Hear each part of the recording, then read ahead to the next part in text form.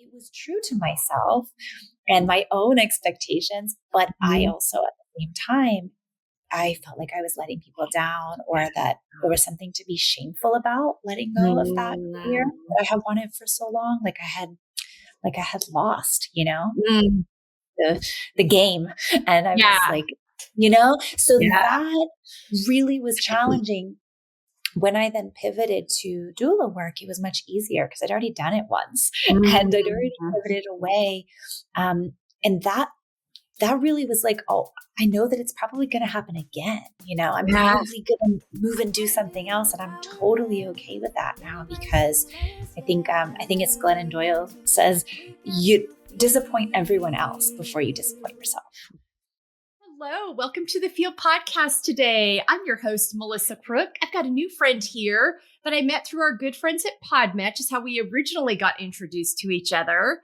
And I'm excited to share Foster Wilson with you today. She's got a story like we all do, but it really, getting to meet her and getting to know her is really going to help inform you how and why she shows up in the way she does in the world today with really living, I believe we're going to find out, by her why and her values, and taking those parts of her story and really using them to not only serve herself, but help others as well. And we'll get into that as we unfold and learn more about Foster today. But to start with, she describes herself as compassionate, creative, nerdy, and weird.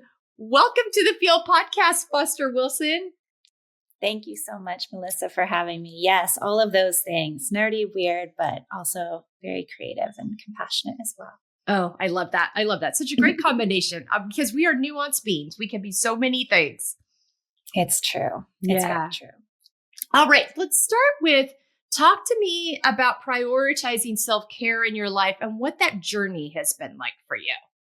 Oh my gosh. Yes, of course. I love this topic because I am someone who has grown so much in her life from a person who was really focused on productivity and being in my masculine energy, getting things done, succeeding, being, a successful woman in the world.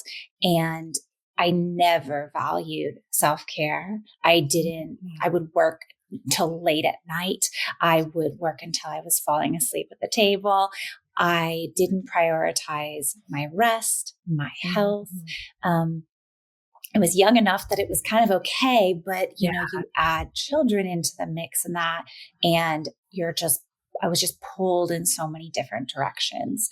And it took a really long time for me to start to work with my own feminine energy. I operate so much in my masculine that falling into my feminine felt kind of unsafe. And so for me, self-care is being in our feminine energy. And that goes for any gender. I don't care what gender you are, how you identify. Feminine energy is just part of the what makes us up. Sometimes people live entirely in one, entirely in the other, and a balance is really healthy. So for me now, after really sitting with myself, it took loss for me to get to where I am. It took grief. It also took divorce for me to get where I am, which was a big honoring of who I am. But for me, self-care right now looks like writing every day, taking that time first thing in the morning before my kids get up to write, journal, write poetry, write a dump of my feelings, right? Or anything at all. Whether it's 5 minutes or an hour, the habit of writing in the morning became very vital to my processing. And that actually turned into poetry, and it turned into what became a book that I released last year. But that wasn't my intention when I started. It was just my self-expression. And it also looks like meditation for me, as often as I can remember to do it and can fit it into my day. Whether that's 5 minutes or 9 minutes is kind of my sweet spot, or sometimes I have more time, I'll do 20 or 25. And then the last pillar for me of self-care is movement in nature. And all of these things are free, by the way. Yeah. Nothing costs money. Nothing costs just a little bit of time, and movement in nature for me is usually hiking or walking. And that combination really does something to my soul. Mm. Thank you for sharing so much on those. And thank you for that pointing the thought. These are things we all have access to. You brought something up so important. I think it's important for us to remember as humans to tap into all those energies. But so many times we're told, especially in a capitalistic society, that the way to succeed is to operate out of this masculine energy. But the feminine energy has a lot to say about that too. And if us showing up in each of our unique special ways is what makes the world go round. And the operating out of this go, go, go 80-hour work weeks, not having boundaries on your time there's going to be for everybody. Your health is going to take a hit at some point. Your relationships are going to take a hit. And it's not just your physical, your mental, emotional, physical health, which are all connected. So I'm glad you brought that up because I think it's something we need to talk more about.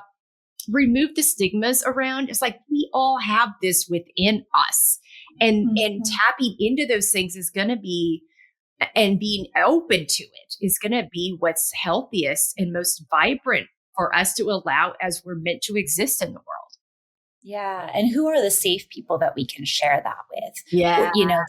There's only a few people that I feel safe being in my feminine, and that's vital. That means that those people in my life I can take my masculine off and they can hold it, because when I go out into the world, I'm operating in my masculine with that a little touch of softness, but I want to, succeed and sometimes those are layers we put on to be out in the world as women sometimes. Absolutely. So knowing who you are safe with and who can handle and be with all sides of you is really vital. Yeah. Yeah. Thanks for bringing that up. That's so important.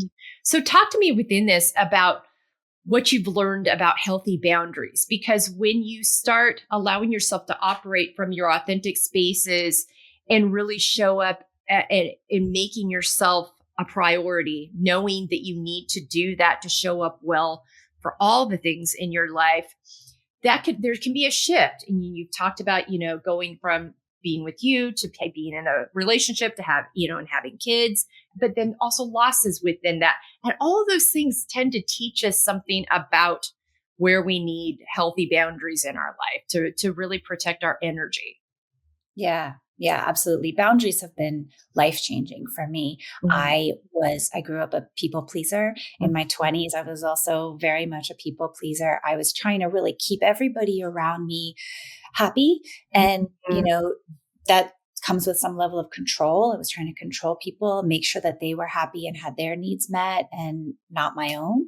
And learning how to set boundaries has been a really important, but a hard thing for me. Yeah. I don't want to disappoint other people. I want to say yes to everybody. It's come in so many forms. The primary thing is I have to listen to my body, because I could, in my mind, justify taking that trip that I don't want to go on, or meeting that person for coffee that I don't feel good about, or taking that opportunity that I know deep down is going to drain my energy. Yeah. I could justify taking it. Well, I need the money, or I don't want to hurt their feelings, or I could mentally do that, but my body tells me something different sometimes. And it tells me when it's a full body yes, and it tells me when it's either a full body no or a partial no, right? So I had to start to tap into what my body was telling me. Yeah. And then comes the second part, which is harder, which is actually setting that boundary with someone and maybe disappointing them. Maybe you hurt their feelings.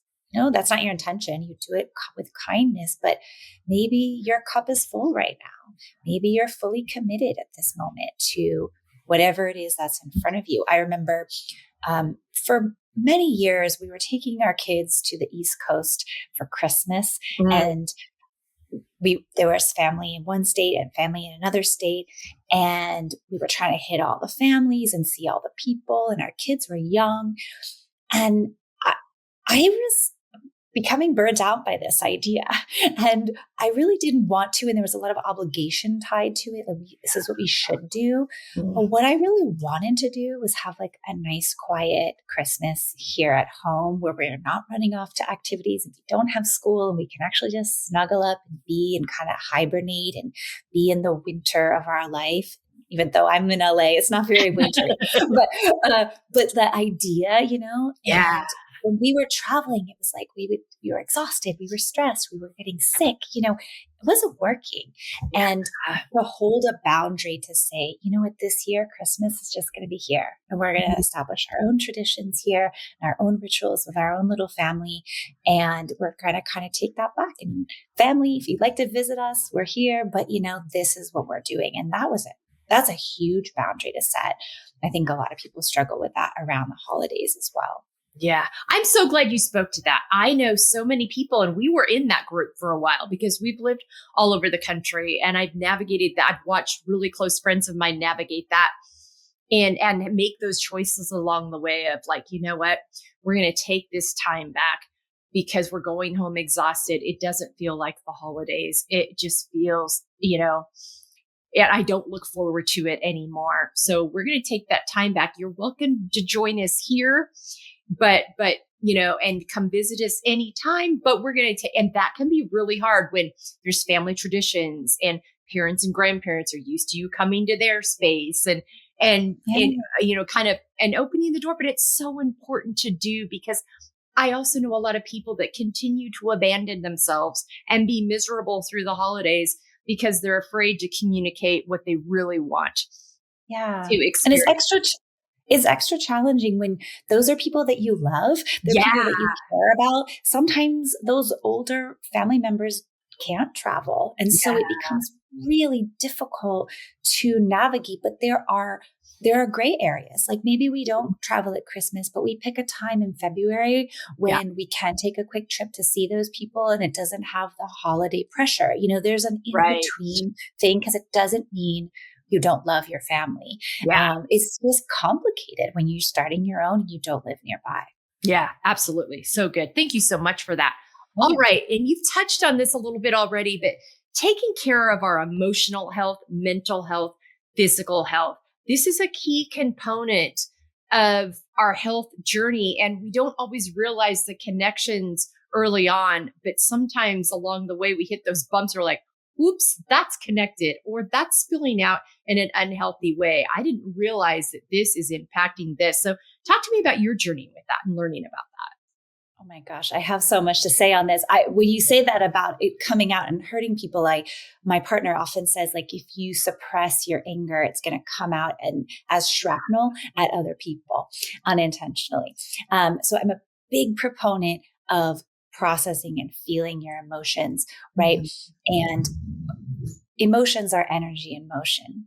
So there's a motion component to processing out feelings, and sitting and talking about them and thinking about them is all well and good, but it's not the movement that we need. So I actually believe we have to move these feelings through our body and out. So walking, hiking, dancing, lifting weights, throwing a ball with those emotions attached to it and allow it to move through you. It is so vital. Animals in nature, if they're being chased, they're in a stressful situation, right? When the chase is over, if they've survived, they shake the trauma out of their bodies. This is a natural phenomenon that we've lost touch with, right? So literally shaking it out, which could be dancing or something else, but to move that through us. And it may not be immediate, but there might be a lot of processing that needs to happen. One of my favorite tools for this is if we have a big emotion that feels unsafe, like anger or rage or a big grief part that feels like, where do I even share this? I love a walk and talk, which is a hiking and talking and venting it out. And that will sometimes be a voice note to a friend or a voice note to yourself that you then delete later. But if you can find a space where you can do that safely or out in nature, I have a hike I can do here, and I pass one or two people on the whole hike, maybe, so that's a privilege I have. But if you can find a space like that and you can really vent it out, either again to yourself or to someone who can create safe space, no judgment, just will hear you and be witness to it, and that move right on out of you. Yeah. I think this is so vital. Yeah, absolutely. I'm so glad you gave those examples, because I remember when I was going through some difficult things in therapy and processing stuff, and I was unfolding a lot of unprocessed anger, sadness, all those things. And my therapist was like, I want you to find a rage room or get a pillow and find a wall and I had a brick wall on the outside of my house. I could take a pillow and I could swing and swing. She's like, yell and scream the people's names. They're never going to hear you. If there's people involved in this situation, whatever it is you need to say and get out. And boy, that was powerful. Like I had like workouts that I would do. And if I had a good rigorous cardio or, HIIT workout or something that day, then that could do the trick too. But sometimes just having that, but I think it's so important that we talk about this and talk about the fact, because I talk about this quite a bit, where emotions are clues. They're not good or bad. They're clues. There's clues, your body letting you know there's something that needs to be moved through, that needs to be processed, that needs to not be stuffed. And that goes for all the things, the hard things, but also the joy. So many times we deny ourselves experiencing and feeling joy. Oh, the world is hard, or so-and-so is going through a bad time. That joy is an important part of our wellness too, and necessary. Yeah, I agree. Because we have a feeling of sometimes like, oh, I don't want to get too excited about this thing. Maybe it won't happen, or, but oh no, we need to live in that. Even if it's a what if, we should live in that excitement of that possibility, because the possibilities really are endless. Yeah. I remember on the topic of anger and grief, kind of at the same time, I dropped my kids off at school one morning, and there was something really scary and sort of dangerous happening at school, and it ended up being that the kids needed to go anyway. And that felt so scary to me, so unfair. And I was mad, man. I was so upset. And I had to go to see a client. I'm a postpartum doula. And so I was going to work with a client. When I work with clients, I leave everything at the door. I can't take that in. And the feelings felt so big and so scary. I was like, I don't know if I can leave this at the door, but I had an hour drive to get to them. So that I spent that hour with the voice note in my car, safe place where no one is going to be hurt by my yelling. And I rage screamed, cried that whole drive, and just vented out all of the things that I thought were unfair about the situation, how it was really unfortunate and terrible, and that we shouldn't live in this world with this is happening, and on and on and on. And they weren't all true things, they were just what I was feeling in that moment. I wanted to hurt this person. And then by the time I got there, I kind of collected myself. I was a little puffy, but I was able to kind of release that and go through the rest of my day. It was so big though. I needed to put it somewhere. Yeah. Yeah. So because it impacts, like you said, other things that you go into. So you might be less tolerant, less patient, more irritable with another person or situation that has nothing to do with it. But because you're still carrying this with you, it's impacting you. So yeah, I think that's so important to talk about those things. Talk to me about, how we can support ourselves and other women in living unapologetically. I will say up front, a lot of what you do in your work now is this very thing, but you've learned through some hard things on how to get here. So talk to me about this, where the space you are today, where you're able to do this, but how it was journeying to the point where you are now. Yeah. So the work you're speaking of is the postpartum work that I do with my clients, and I support new families in that transition to becoming parents. But this has not always been my career. So my journey has been, I have started as an actress, and then I moved into filmmaking and as a director. And so as a creative person in the arts, and when I had my first child, and she was about 2.5 when I got pregnant with our second. And we were going along through the pregnancy and everything seemed fine. And then we had a 20-week ultrasound scan. And it was at that appointment that we discovered that our baby had fetal hydrops, which was a condition that caused swelling around the lungs and the brain.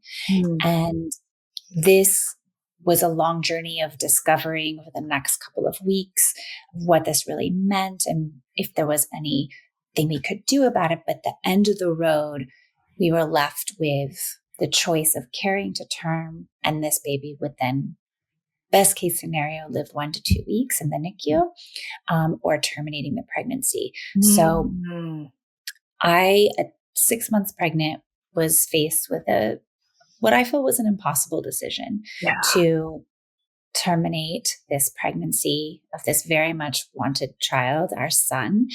And,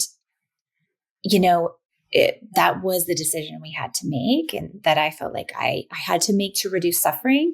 I didn't want it to be my decision. I really asked for the universe, God, source, whatever you want to call it, to make that choice for me, because that felt extra unfair as a mom to have to make that choice. But that was what I did. And, in the grief that followed, in the depression that followed the loss of our son, whose name is Wild,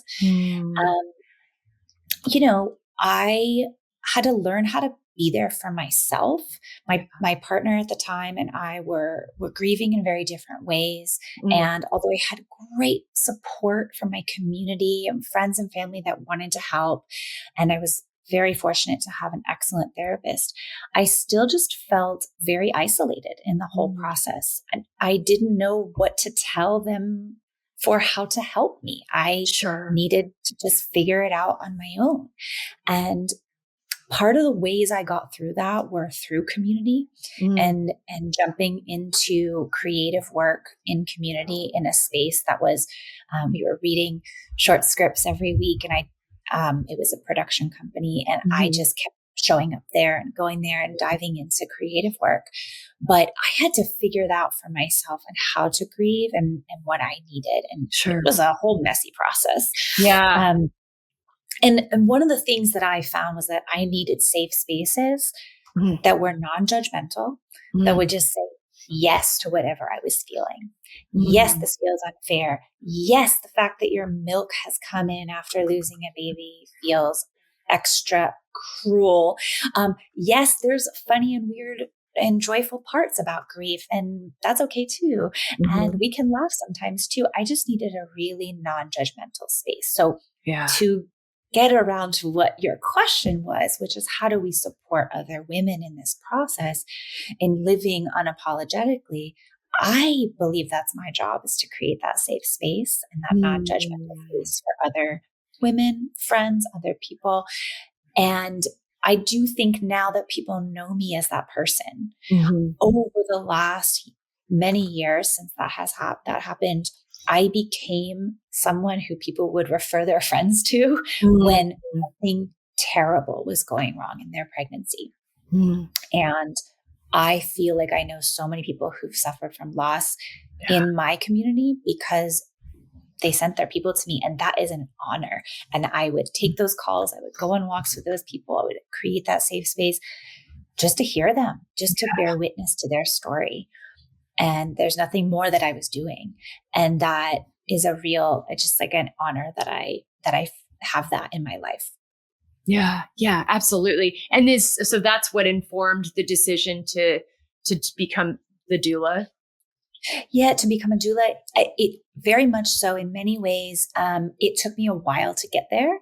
I think the calling had been coming since I was 8 years old. Actually, I used to be, when I was 8, I used to visit my family's farm in Wisconsin, and it was a pig farm. And I used to always be in the nursery helping the vet deliver the pigs. And that means put a glove on with iodine solution and reach up and grab the wrench that won't come out. And I was obsessed with birth and watching this happen here. So there were times in my life that I thought I was going to go down the medical route to be an OBGYN. I think I might have become a midwife had I known what that was. Sure. But I went this other path. I went down the arts path, and that's been my creative journey.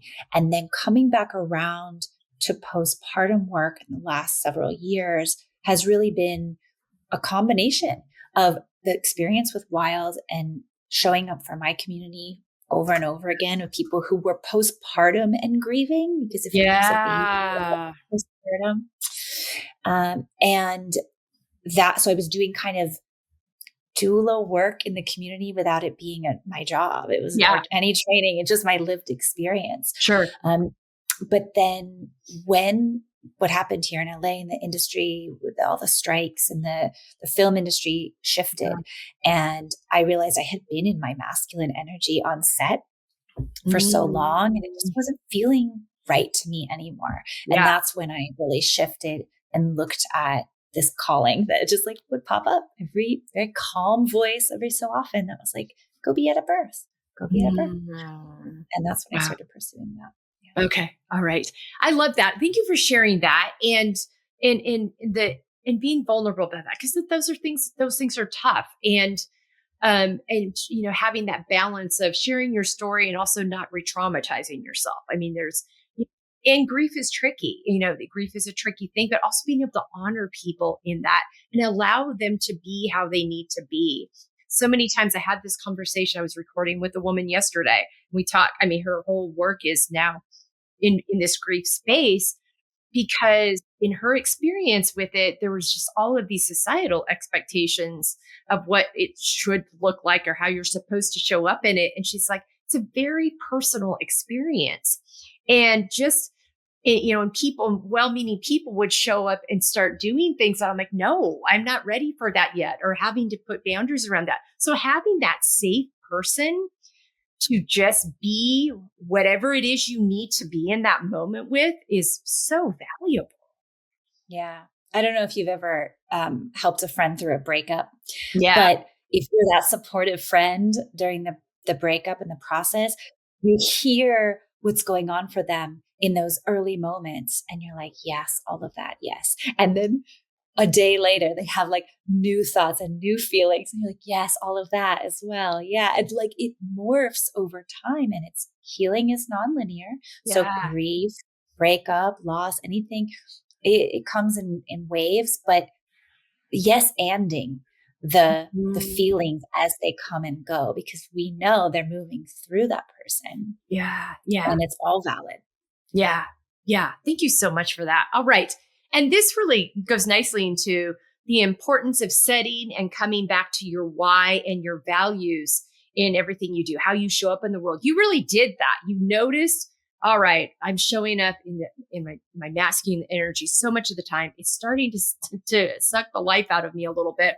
I need to make a shift here. There's an opportunity to do this. I'm going to tap into this other thing that I've honestly, if I get honest with myself, have felt called to in so many ways since I was a child. And so you were able to really trust that. So talk to me about that, really tapping into those things to help inform how you want to show up in all your spaces. Yeah. This is so key for everybody, I think, to figure out what their values are. And I do something with my clients where we talk about, what are your values as a human right now? Yeah. What are your values going to be as a mother or a parent? And then what are your values going to be as a family? And this really requires some energy and some thought, because as we transition, let's say from a single, a couple to a family three now, you are going to have to adjust some of those. You have to let some things go. And create space for this new human that's going to have their own opinions and their own feelings and their own needs. And some of your values are going to shift. This is part of the transition and the honoring of that threshold that we're crossing and going into this new journey. So for me, I think of my values like a filtration system. And I really had to do this work to sit down and figure out, okay, let me take assess all of the things that are around me that I love, that I don't love. What do I spend my money on? What do I spend my time on? What do I spend my energy on that fills me up, that feels good? And to me, it came down to really 4 things. The first one is connection. It's at the heart of everything I do, my relationships, my career. Everything is about connecting with people. It does fill me up. I'm also an extrovert. So connecting with others and hearing their ideas and thoughts and sharing is just vital to me. Growth is a big one. Personal growth, career growth, all of it. I want to be expanding and growing as a human being and getting better as I go along. And so that's a filtration for me, because if an opportunity comes my way, I'm really going to filter it through, will this help me grow? Is it something I've never done before? Is it a person I've never worked with? I don't want to take on something that feels stagnant, that I've done that before. I know exactly how to do it. It's an easy choice. It's a safe choice. But I know that for me, growth is so important. I'm going to actually maybe say no to that, which is where the boundary setting comes in. Yes. And then trust that the next right thing will come along that will help me grow. Yeah. That's a very important one for me personally. Self-expression is kind of a newer value to me in the last couple of years. I never was able to tap into the idea of like, I'm creative, like I create something out of nothing. That didn't feel right to me. But when I say self-expression, I can put that into my art. I can put that into my writing. I can put that into my words. So self-expression feels really true to who I am. Yeah. And it's all valid and real and good because it's mine. It's my truth. Yeah. We can't deny what is my self-expression. Absolutely. Exactly. But we can judge creativity all we want. Or that art is bad, or that art is good. We have all these aesthetic things. But for me, it's like, but if it's me, then it's authentic and it's real. Yeah. Yeah. And then the last one for me is freedom. I'm like always seeking freedom in my time, freedom in my space. I want to do new things all the time. I want to be flexible and free to be able to go, try something, travel somewhere. And this is a key thing that comes into our family values too, because we like freedom as a family. And I'm now divorced and my kids are with me half the time. And one of the things is like, we don't jam up our schedules with tons and tons and tons of activities. Like the kids each have their one thing that they do. Sure. And then we have downtime. We've actually valued that as a family, to be able to relax, and we don't jam pack our schedules every weekend intentionally. That maybe some people that feels amazing, but for me, that didn't feel good. Yeah. So we valued freedom as a family. I love that. I love how you brought that back to, it really informs you where your healthy boundaries are. I mean, it really, you go back in, you run it through this values question, like, how does this filter through? I love the filter, example, that metaphor, and that really, because they're all tied together. And this goes nicely into living out of your own expectations versus others. You've set out your values. You're not living out of this expectation that my calendar has to be filled all the time for me to feel like I don't know, we're such a doing society. And it's like, no, that's our time to be, to exist, to refill, to be present. And it doesn't have to be filled with doings all the time. So you identified your values, that one helped you with your boundaries, knowing where they need to be, but also it really is aligned with you're living out of your own expectations versus others' expectations. Yeah, for sure.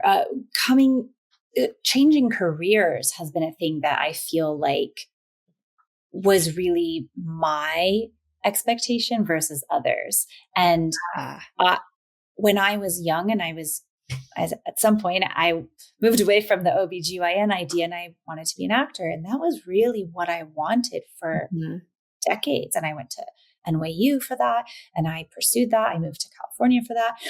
And when I left acting, and I only left acting for directing, right? So it's not a huge pivot, but when I left that behind, I felt like I was letting everybody down. My parents had supported my career. They were so positive about it.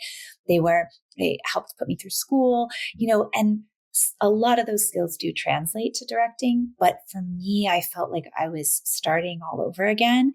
And it was aligned for me at the time. It was a much more positive direction for me. I felt so much better being on the other side of the camera and kind of orchestrating an experience for people that felt so fulfilling rather than for me just showing up on the day and it's somebody else's set. So it was true to myself and my own expectations, but I also at the same time, I felt like I was letting people down or that there was something to be shameful about letting go of that career that I had wanted for so long. Like I had lost, the game. And I was like, so that really was challenging. When I then pivoted to doula work, it was much easier because I'd already done it once and I'd already pivoted away. And that really was like, oh, I know that it's probably going to happen again. I'm probably going to move and do something else. And I'm totally okay with that now because I think it's Glennon Doyle says you disappoint everyone else before you disappoint yourself. Exactly. Yeah. So, yeah. Yeah, that not abandoning yourself piece is so important. But it is really hard, especially in a vocation like acting, where there's so many eyes and there's so many dreams and all these things wrapped up in it. And it's really easy. I think it really is like, you gotta what does success feel like for me? What feels healthy for me? And really having to adjust that according to societal expectations versus what is healthiest for you, trusting your instincts but having that nagging feeling, but then like, wait a minute, no. If I'm not honoring myself, then that's not success.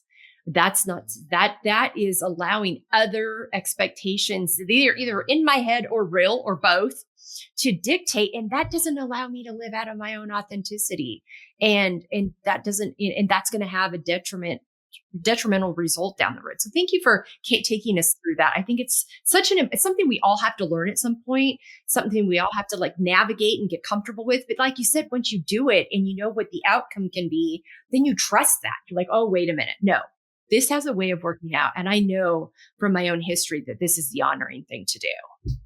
Yeah, exactly. And a small sidebar on a very silly example of living out of someone else's expectations versus your own. I would give this because maybe the career piece is too big at this point for somebody.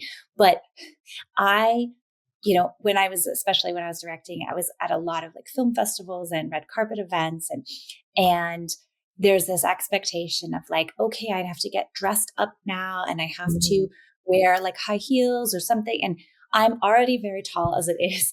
And I hate high heels. But it was a should, right? This is a thing you should, because this is how it should go. And I don't remember what gave me the idea, but I was a couple of years ago, I was I'm never again. I'm just not going to do it. And I got rid of all of my high heels, all my dressy shoes. I have a pair of very comfortable work boots and I wear them 24/7. I do everything in them. And when I go to red carpet events, I wear a comfortable jumpsuit or whatever, and I wear those boots and I'm unapologetically, this is me. So this is what you get.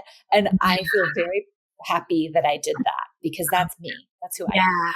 I love that. Thank you so much for that. And, evacuating the shoulds from our life, I think is such an important piece of that too. Because it tends to take us down a path of others' expectations and pressures that should based on who said that, right. Who decided that, and why can't we just redefine that? Yeah, absolutely. So good. Thank you so much for that. This goes nicely into accepting the layered aspects of ourselves, all those pieces and parts of our story that make up who we are, the things we love, the things we maybe don't love as much, but we have to, I really believe in order to really get to a healthy space where you really know your value and are able to really live as your most authentic self, you got to get to a place where you are able to accept and acknowledge all those pieces and parts of you. So talk to me about your layers journey. Yeah, I agree. The parts of us that we don't want to accept are kind of our shadow selves, right? Yeah. I had a lot of those. I was introduced to shadow work maybe like 3 or 4 years ago. And the Mhm. idea, which I'm sure your listeners are familiar with, but just the idea of going, what is that shadow self? What is that kind of ugly part of ourselves we don't want to admit is there? And we hide in the closet and we shun it away and we say, go away when it tries to pop its head up. But there are all of these, demons are really just unheard angels, if you want to use that kind of a phrase. Like they need to be seen and heard and accepted and integrated. It Yeah. goes right into internal family systems and parts work, right? Yeah. So, yeah. So this was a big part of the therapy that I did with my therapist and learning this work. But for me, one of the shadow words that I would bring up, that would come up all the time, is lazy, that I'm lazy. Mm.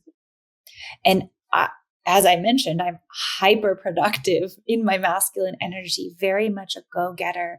I wanted to work all the time. So I was afraid of rest. I was Mm. afraid of doing nothing, of being, of feeling. And, we are very cultured as a society to do all the time, especially here in the US, as you've mentioned, working these 80-hour weeks for what? Like when do Exactly. we get to live our life and be and enjoy this? I've been working on the lazy piece a lot. I now have a partner who has a good healthy scoop of that. Now he's not lazy, but that's relaxation and rest is so Yeah. vital for him. And he's really taught me how to step into that. Mhm. He, at a certain point in the day, because we often are working from home, it's like 6 o'clock, 7 o'clock. He's like, okay, I'm shut off. Work brain is off. We do a Mhm. lot of creative projects together. So like, I'll want to talk about something late into the evening. He's like, I'm not going to process it now. Let's talk about something else. Put a pin in it for tomorrow. So he has really good boundaries about Mhm. that. So I've been working on that for myself. And I'm really proud because last weekend I decided to do a silent retreat for myself, DIY. Like I went up to our Mm. mountain place, spent 24 hours in silence with no device, no book, no music, no nothing. And Mm. I was feeling the wind on my face and looking at the sky. And it was a great, great exercise and a showcasing to myself of how far I've come. Yeah. And I actually was like, oh, this is really enjoyable laying here on the daybed, and that's such growth for me as a person Mm. who wanted to do all the time. Yeah. Thank you so much for that. That's such a good example. And lazy is one of those words that we have I don't know if this is a word or not, misdefined, or we've defined it in such an unhealthy way. And, resting and taking a break from work and stepping away and knowing what our limits are and taking a nap. And I mean, all those things, that's not lazy. And we have to really, I think, either get rid of the word or really create a proper understanding around what it means, because it's not what so many of us have been taught and have shame or feel like we have to hide around, and it's used as really a kind of a weaponized word. I mean, it's so much that I'm so glad you spoke to that. I think it's really something that a lot of people struggle with. Yeah. And a great tool for this, by the way, is, we ideally we could take the word lazy and we could be like, yep, I have a lazy part, and I own that. And that would be sort of idyllic, Mhm. just to say that like I have an ugly part too. Like I Mhm. have beauty and I have ugliness, because if we are all things, right, then we are all things. Yeah. That's hard. That's a hard thing to get to, it's a Mhm. big leap. A tool that I use for that is to redefine the word, as you're saying, right? So if lazy is that character, that part of us, and we give it a new title and we say, oh, that's the queen of rest. She's always Mhm. looking out for rest. She's looking for opportunities where we could take 5 minutes and rest. She's looking to, she's just going to really advocate for the rest in our lives, and to be like, oh, thank you, that is a good time to rest, or like, oh, thank you, queen, no, this is not a great time for me to rest, but thank you for advocating. Then she feels heard. She's a part of our system. She's valued. And like, look at the mental image you just created for who the queen of rest is, rather than this like lazy word that's been, like, as you said, weaponized. Yeah. Yeah. Thank you for that. That's such a good example. And it's that curiosity piece, that curiosity over judgment piece. Whenever we run into something, that we bump into something, but those are such great examples. Thanks so much for sharing this. All right. In living out F.E.E.L, finding empowerment, embracing layers. Talk to me about how that's impacted your relationship with yourself and your relationship with other people. Yeah, for sure. Because exactly what you said, like, I have to know who I am before I can be in relationship with others, right? Yeah. So that was a big part of my journey. I had to really know myself. And that meant that after my divorce, like, I spent several years intentionally single because I was really trying to figure out who I was and what made me joyful, what made me feel nourished, what made me feel satisfied. I was with my ex-husband for 17 years altogether. So I was like, I grew up in my early 20s with him. And so I needed to learn again who I was. Yeah. One of the pieces I learned is that I have to allow myself to change. I have to, as to pivot. I know that I'm going to change. We are always changing in every moment. So I need to allow that to happen.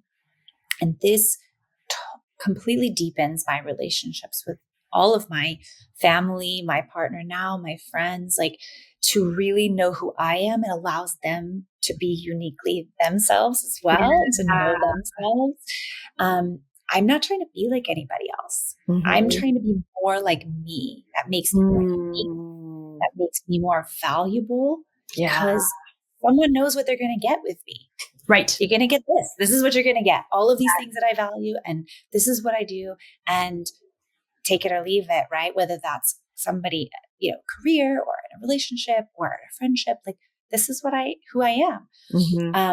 And that change is just so inevitable too. So my values may change over time. I'm sure they will. Yeah. This is inevitable to happen. And we need to kind of like release what's not right and say, we're going to make room for something new that's coming in. And then I can offer the same thing that I've offered to myself. All of that, I offer that to others as well. So good. Thank you so much for that. And thank you for addressing that part of, being aware of, we're going to go through seasons, and it's only normal that values sometimes change, or we have to realign things. So paying attention to that and paying attention to those signals we're getting from our body, like, something's a little out of alignment here. We need to go back and look at this again and see if this still fits. Yeah. So I'm so glad you talked about that. Thank you so much for all of that. All right. We are down to the rapid fire. Name 5 activities that nourish you. And you really talked about this a little bit with your values, but name 5 activities that nourish you. Walking, writing, meditation, as much as I still have resistance to it. It does nourish me. Showering, that hot water, that cleansing of the soul. And then this one is a little odd, but just sitting in a coffee shop for me, like, nourishes all the parts. Whatever I'm doing, if I'm working, I'm reading, I'm writing, I'm sipping a coffee or not, like, I just like to be in that space, and all the people and the buzz and the activity and the kind of anonymity of sitting there, it does something for me. Yeah. So that's very nourishing. Yeah. Thank you for that. All right. And 5 words on how you want to feel the next 6 months. Abundant, authentic, blossoming, calm, and grounded. Oh, so good. All right. Would you like to share with the audience how they can find you, follow you? There's some things we've talked about already, but there's some things we haven't addressed yet. that you are Yeah. offering to people. And this will also be on our website at embracinglayers.com on the resources page, but let people know that right now as well. Sure. Yeah. The best way to get in touch with me is on my website. It's fosterwilson.com. I am a postpartum doula based in Los Angeles. And I also do some remote work. So anyone who's interested in any of that can definitely reach out to me directly there. I also host a podcast myself. I co-host with my partner. It's called Beauty in the Break. And we talk about resilience during the toughest times of our lives, focused on storytelling, the moments that have broken us wide open, and then the light that shines through those cracks and how we got to finding that beauty. So we're two very different people with wildly different backgrounds and stories to tell. So we cover a lot of that stuff. And then we sometimes have guests as well. So you can find that on all podcast platforms and YouTube. And then I'm on Instagram. I'm not on Instagram that much, but if you wanted to follow me, I'm there, The Foster Wilson. Okay. You mentioned a book earlier. Do you want to talk about the book? Yeah.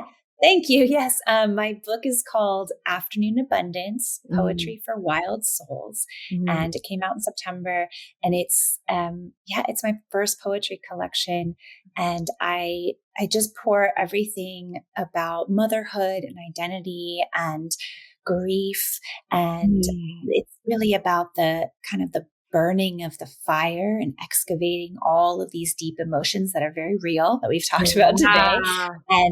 And then the blossoming that comes on the other side of that, how vibrant and colorful we can be in the world when we really honor all the truth that lives underneath. So you can find it anywhere books are sold, online or on my website as well. Okay, great. Thank you so much for all of this, Foster. Thank you so much for your time today. So many great insights, so much wisdom. Thank you for sharing your story with us and all that you offer in the world. Are there any last thoughts you'd like to leave with our listeners today? I just want to say that you are enough. I believe in you. You are enough. Everything that you feel is real and valid. Honor that, and then just bloom. All right. That is a great place to wrap this up, listeners. We hope that you found this is nourishing, as I know I have. Take good care of yourselves. Take those words that Foster has just left you with, and we'll see you next time here on the F.E.E.L Podcast.